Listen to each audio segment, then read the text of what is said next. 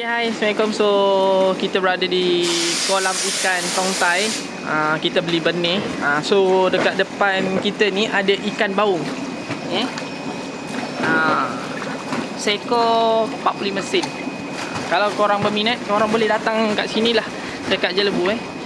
Ni katanya orang Pahang order. Banyak ikan baung. Banyak orang komen nak beli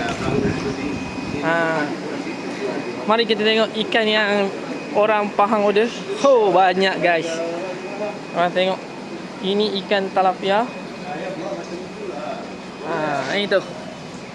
Ikan talapia yang ni ikan patin. Nampak? Ikan patin So orang Pahang pun cari ikan dekat Jelebu benih. So memang kita beli kat sinilah. Banyak Kita baru nak angkat patin, tapi patin dah tak ada. Tapi tak mengapa. Okey. Ini yang korang nampak tu, yang tutup tu. Yang tutup tu. Ni on the way ke Pahang. Okey. Alright. Ni kolam dia. Dekat mana? Dekat Jelebu. Okey, Simpang Petang.